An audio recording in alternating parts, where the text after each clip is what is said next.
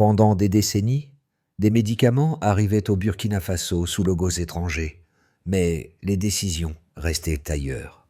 Puis, un nom a brisé l'inertie. Ibrahim Traoré, posant une question simple et explosive. À quoi sert l'indépendance si l'on ne peut soigner les siens? Si l'aide est abondante, mais la maîtrise absente, qui soigne vraiment? Et au nom de qui? Voici la promesse d'une santé souveraine. Osho Kasongi. Bâtir des médecins, des données et des hôpitaux qui appartiennent au pays. Depuis des décennies, le Burkina Faso est ses prisonniers d'un système de santé fragmenté, dépendant de l'aide extérieure pour la plupart de ses besoins médicaux. Ce modèle a conduit à des pénuries, à une absence de souveraineté et à des inégalités criantes dans l'accès aux soins. Mais le capitaine Ibrahim Traoré a décidé qu'il était temps de changer cela. Il a lancé la réforme de la santé souveraine, une initiative audacieuse visant à rendre au Burkina Faso le contrôle total de ses systèmes de santé. Le but ? Former 5000 professionnels de santé d'ici 2030, dont 1000 médecins par an, créer une infrastructure numérique nationale et former les acteurs locaux pour qu'ils puissent gérer leur propre avenir médical. Cependant, ce plan comporte des risques énormes. L'inertie politique et les intérêts extérieurs pourraient freiner les progrès, et la mise en œuvre de ces réformes pourrait prendre des années, voire des décennies. Mais si ce défi est relevé, il pourrait devenir un modèle pour l'Afrique et au-delà, garantissant un avenir plus sûr, plus indépendant et plus équitable pour tous. En 2025, Ibrahim Traoré a lancé l'une des réformes de santé les plus ambitieuses d'Afrique de l'Ouest. Le Burkina Faso, longtemps dépendant de l'aide internationale, a vu un tournant historique avec l'introduction de la santé souveraine. La réforme ne se contentait pas d'améliorer les infrastructures. Elle visait à rétablir la souveraineté du pays en matière de soins de santé, en formant ses propres médecins, pharmaciens et techniciens. L'initiative phare était le plan 1005, un projet ambitieux qui visait à former 1000 professionnels de la santé par an pendant 5 ans pour atteindre 5000 médecins d'ici 2030. Cependant, cette transformation n'était pas qu'une question de nombre. Il s'agissait de créer un système de santé géré de manière autonome, avec des données locales, des médecins locaux et des solutions locales. Les défis étaient énormes. Le pays avait une des plus faibles proportions de médecins pour sa population, avec moins de 2700 médecins pour plus de 22 millions d'habitants. Les hôpitaux étaient souvent mal équipés, et de nombreuses régions rurales souffraient d'un manque de soins de santé basiques. Mais Traoré et son gouvernement n'ont pas seulement voulu réparer ce système. Ils ont voulu créer une transformation structurelle. Une transformation où les habitants du Burkina Faso seraient en mesure de recevoir des soins de qualité sans dépendre des pays étrangers ou des ONG. Mais cette réforme ne se limite pas aux médecins. Elle touche également la question de la gestion des données de santé. Pendant des années, les informations médicales du pays étaient gérées à l'étranger, sur des serveurs contrôlés par des entreprises internationales. Une partie de la réforme numérique en cours implique la création d'une plateforme de données de santé nationale, contrôlée et gérée par des ingénieurs burkinabés. Cela marque un tournant, non seulement en termes de santé, mais aussi de dignité nationale. Ibrahim Traoré n'est pas un dirigeant comme les autres. Son parcours est celui d'un homme qui a vu la douleur et la souffrance de son peuple face à un système de santé défaillant et a décidé qu'il était temps de prendre des mesures radicales.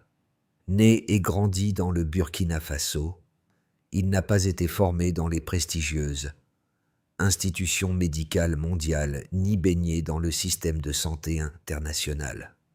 Pourtant, c'est précisément cette expérience de la vie réelle, loin des couloirs du pouvoir occidental, qui l'a poussé à remettre en question l'idée de dépendance. Le capitaine a pris la tête d'une vision pour son pays, un Burkina Faso où la souveraineté ne se limite pas à la politique, mais s'étend à la capacité de prendre soin de son peuple. Sa réforme de la santé vise à rompre avec des décennies de domination externe. Traoré a formulé une déclaration politique forte en plaçant la santé au centre de la souveraineté nationale. Cette vision est devenue le noyau du développement du pays, Une nation où les citoyens peuvent bénéficier de soins locaux et où la formation des professionnels de santé est entièrement nationale. L'impact de cette réforme va au-delà des simples infrastructures et des chiffres. Il touche la dignité des Burkinabés, leur capacité à se soigner, sans avoir à se soumettre aux exigences extérieures. Les premiers signes de réussite commencent à se faire sentir. De nouveaux centres médicaux voient le jour dans les régions les plus reculées. Les hôpitaux sont mieux équipés et les jeunes médecins, formés localement, reviennent pour servir leur propre pays.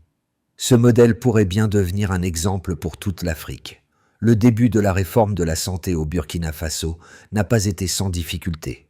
Les premières étapes ont été marquées par une résistance acharnée. Les acteurs étrangers, qui avaient dominé le secteur de la santé pendant des décennies, ont immédiatement réagi. Les partenaires internationaux, qui fournissaient encore la majeure partie du financement et des ressources, ont exprimé leurs préoccupations, voyant dans ce changement une menace pour leur influence. Cependant, Traoré n'a pas fléchi. L'enjeu n'était pas simplement d'améliorer un système défaillant, mais de reconquérir la souveraineté perdue, de restaurer la dignité du peuple burkinabé. Il s'agissait d'un combat pour l'indépendance, un combat contre la dépendance néocoloniale qui sévissait dans le secteur de la santé. La phase décisive était survenue en 2025, lorsque le gouvernement burkinabé a décidé de mettre en œuvre un plan de réforme ambitieux. Le plan 1000+5, visant à former 5000 médecins, pharmaciens et autres professionnels de santé d'ici 2030, a été lancé avec des objectifs clairs: offrir des soins de santé de qualité et les rendre accessibles à tous, indépendamment des ressources extérieures. Ce plan est devenu l'épicentre d'une révolution. Les premières écoles de médecine ont ouvert leurs portes, formant des étudiants sur place, dans des conditions réalistes et adaptées aux besoins du pays. Mais, en dépit de cette vision audacieuse, la route était parsemée d'embûches. La pénurie de personnel qualifié était un problème majeur. Le pays manquait cruellement de médecins pour répondre aux besoins immédiats de la population. À la campagne, la situation était encore plus critique. Certaines régions n'avaient même pas de médecins en exercice.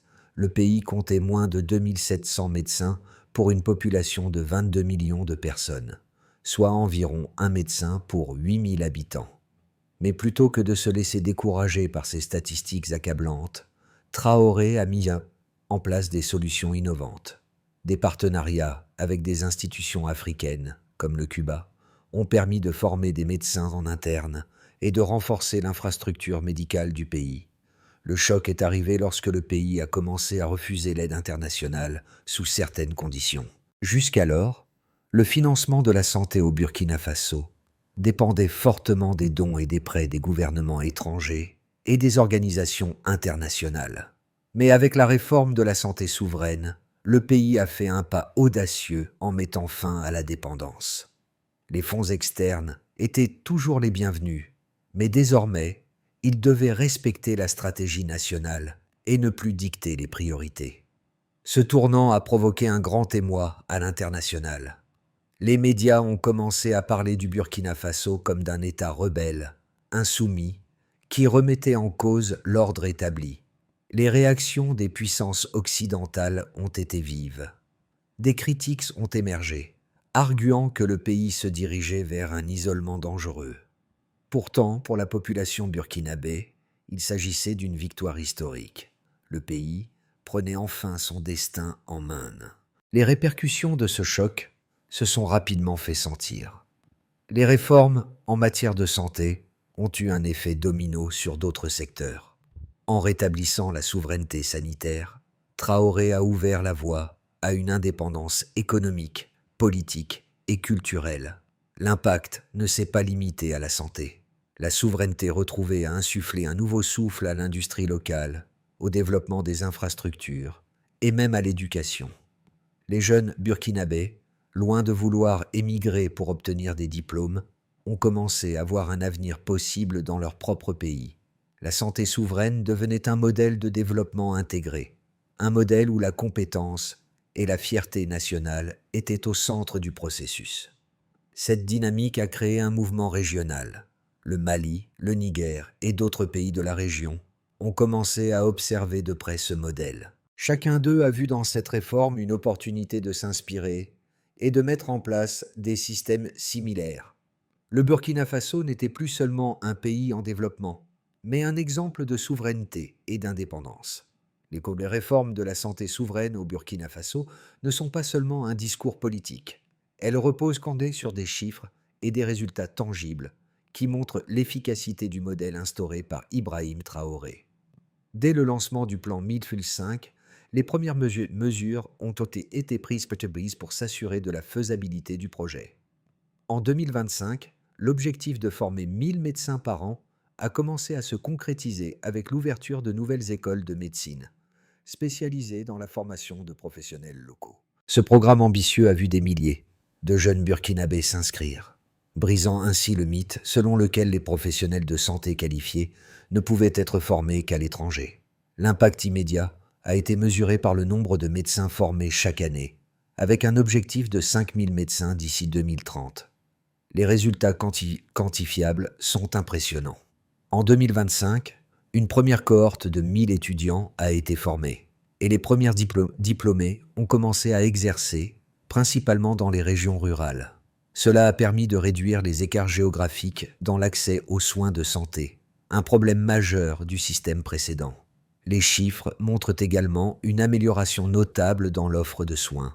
Par exemple, les taux de consultation dans les hôpitaux ruraux ont augmenté de 35% en un an, et les taux de mortalité infantile ont chuté de 12% dans les zones ciblées par les réformes. L'infrastructure a été mise à jour avec la construction de 13 nouveaux centres de soins dans des régions isolées. Le financement local a également commencé à remplacer les dons internationaux, un signe de plus que la souveraineté sanitaire était en bonne voie. Le gouvernement a réussi à allouer 60% du budget national de la santé aux projets locaux, ce qui est une avancée par rapport aux 70% qui étaient auparavant destinés à des financements externes. Le soutien international est désormais plus stratégique, avec des partenariats gagnant-gagnant, comme ceux établis avec Cuba et le Maroc, qui fournissent des experts et des matériaux tout en respectant la souveraineté burkinabé. Un autre indicateur clé du succès de la réforme a été l'augmentation des cliniques mobiles dans les zones rurales. En 2025, le pays a mis en place un réseau de 50 cliniques mobiles, permettant à des milliers de personnes dans des villages reculés d'avoir accès à des soins de santé de qualité sans avoir à parcourir des kilomètres. Cette initiative a permis de sauver des vies et les statistiques montrent une réduction de 20% des maladies évitables dans ces zones. Le système de gestion des données de santé a également évolué, avec la création d'une plateforme de santé nationale qui, pour la première fois, centralise toutes les informations médicales du pays. Cela a non seulement amélioré la coordination entre les différents établissements de santé, mais a également renforcé la transparence du système. Les données sur les patients sont désormais sécurisées et accessibles en temps réel, permettant aux médecins d'effectuer des diagnostics plus précis et d'adapter les traitements en fonction des besoins spécifiques de chaque région. Enfin, le modèle burkinabé a commencé à susciter l'intérêt au-delà des frontières du pays. D'autres pays d'Afrique de l'Ouest, tels que le Mali et le Niger, ont commencé à s'inspirer de ce modèle, renforçant ainsi l'idée que la santé souveraine pourrait être un moteur de développement pour toute la région. Le modèle de santé souveraine du Burkina Faso, porté par Ibrahim Traoré, a suscité de nombreuses critiques, surtout de la part des observateurs extérieurs. Pourtant, ce modèle a prouvé qu'il était possible de repenser radicalement la gestion des soins de santé dans un pays en développement, en mettant l'accent sur l'autonomie et la formation locale. Deux points de vue se confrontent sur cette réforme, et il est essentiel de les analyser de manière équilibrée pour comprendre les avantages et les défis de ce système.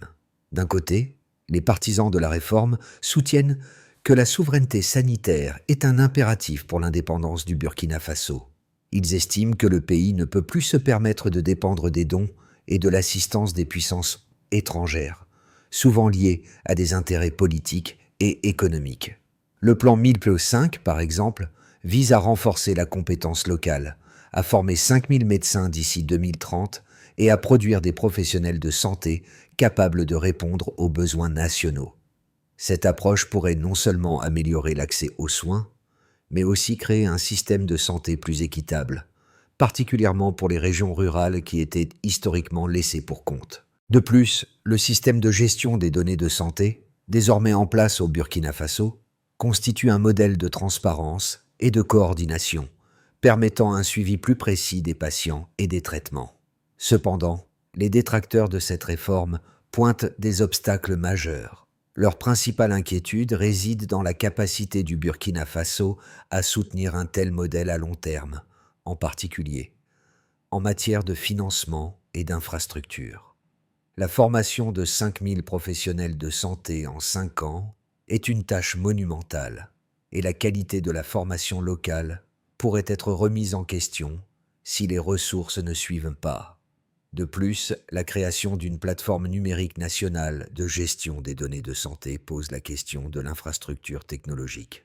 Le pays peut-il maintenir un tel système avec ses ressources limitées? Les critiques soulignent également les risques de marginalisation de la coopération internationale, arguant que la santé mondiale dépend souvent d'une collaboration entre nations. L'isolement pourrait, selon certains, nuire à l'innovation et à la réponse face aux crises sanitaires mondiales. Le Burkina Faso, bien qu'ambitieux, pourrait se retrouver seul face à des défis sanitaires mondiaux qu'un partenariat global serait plus à même de résoudre.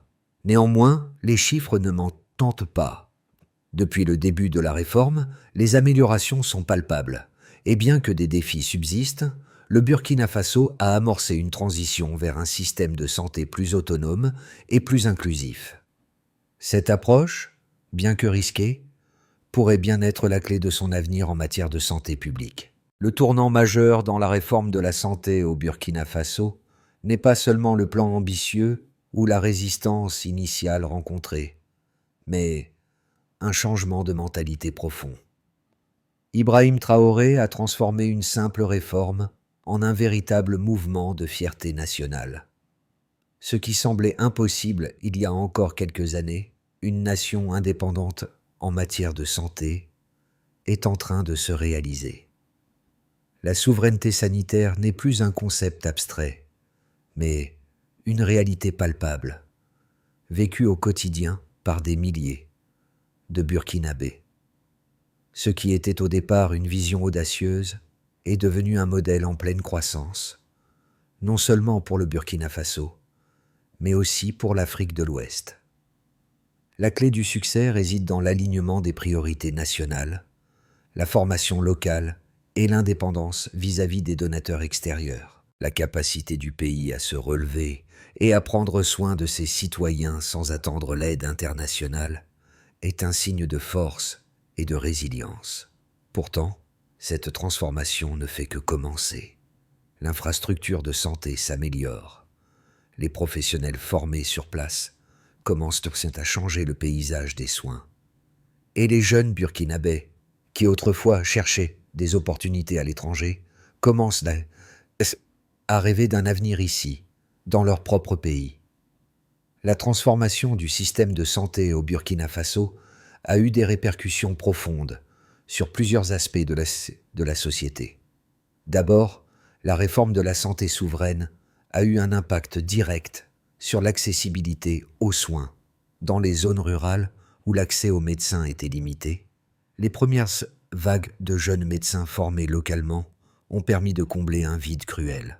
Les statistiques montrent qu'en 2025, les consultations médicales dans ces régions ont augmenté de plus de 35%, réduisant considérablement les délais d'attente et améliorant la prise en charge des patients. Ce phénomène a également entraîné une réduction significative des maladies évitables. Par exemple, la mortalité infantile a baissé de 12% dans les zones les plus touchées par la réforme. Les données de santé sont désormais centralisées dans une plateforme numérique nationale, un changement radical par rapport à la situation antérieure où les informations médicales étaient stockées à l'étranger, dans des serveurs souvent peu accessibles et opaques. Cette plateforme permet non seulement une meilleure coordination des soins, mais elle assure également une gestion plus efficace des ressources médicales, des stocks de médicaments et des informations sur les patients.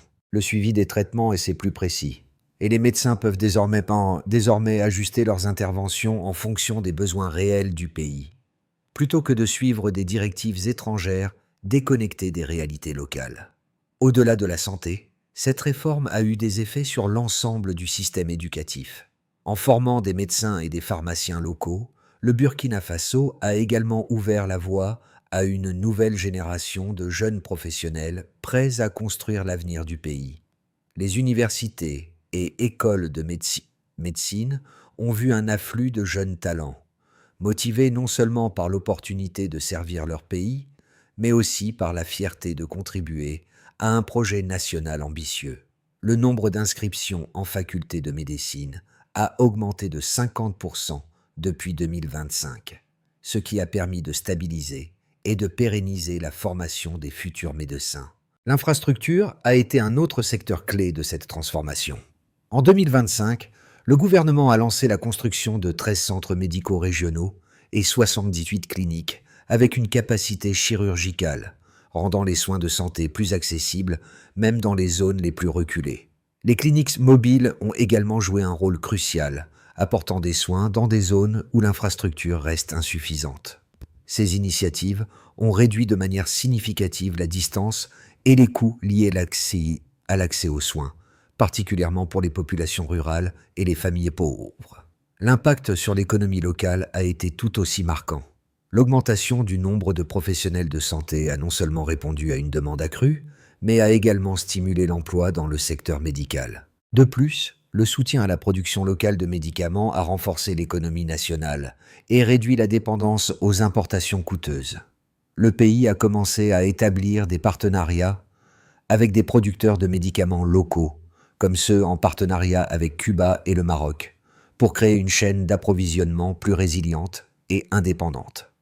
En fin de compte, le modèle de santé souveraine adopté par le Burkina Faso ne se limite pas à la santé. Il est une illustration de ce que l'indépendance nationale peut apporter à un pays, transformant non seulement son secteur médical, mais aussi son économie, ses infrastructures et sa société tout entière. Ce changement, bien que difficile et semé d'embûches, démontre le pouvoir de l'autonomie et de la vision à long terme. La réforme de la santé souveraine au Burkina Faso est un projet ambitieux qui évolue au fur et à mesure. À mesure que le pays avance dans son objectif de former 5000 professionnels de santé d'ici 2030 et de renforcer son infrastructure, plusieurs scénarios peuvent se dessiner pour les 6 à 12 prochains mois. Voici les 3 principales trajectoires possibles pour l'avenir immédiat du système de santé au Burkina Faso. Dans un premier scénario, celui d'une progression stable vers l'autonomie sanitaire, le Burkina Faso continue à progresser selon le plan établi, mais avec une certaine lenteur due à des défis internes, notamment en matière de financement et de formation continue. Le pays verra une augmentation régulière du nombre de médecins et de paramédicaux formés localement, et de nouveaux centres médicaux seront construits, notamment dans les zones rurales. Les partenariats avec des pays comme Cuba et le Maroc continueront à soutenir la formation et l'approvisionnement en équipements médicaux. La plateforme numérique de santé sera progressivement déployée à l'échelle nationale, permettant un meilleur suivi des patients et une gestion plus efficace des données médicales. Ce scénario permettrait une amélioration modeste mais significative de l'accès aux soins pour les Burkinabés, avec un impact positif sur la mortalité et l'espérance de vie, même si le pays continuerait à faire face à des défis d'infrastructure et de qualité de soins. Dans un scénario plus optimiste, celui d'un modèle régional émergent, les réformes de la santé souveraine connaissent une adoption rapide et une mise en œuvre efficace. Le nombre de médecins formés dépasse les attentes et la qualité de la formation continue d'évoluer, avec une augmentation des partenariats avec des institutions africaines et internationales. Le Burkina Faso devient un modèle pour d'autres pays de la région, attirant des experts et des ressources supplémentaires. La plateforme numérique de santé, pleinement opérationnelle, devient un modèle de gestion des données de santé en Afrique, facilitant les échanges d'informations entre les pays voisins. La production locale de médicaments est bien établie, réduisant encore la dépendance aux importations. Les soins de santé dans les zones rurales connaissent une amélioration significative, avec une augmentation des consultations et une réduction des maladies évitables. Le pays commence à attirer davantage d'investissements étrangers dans son secteur de la santé, contribuant ainsi à la modernisation du système.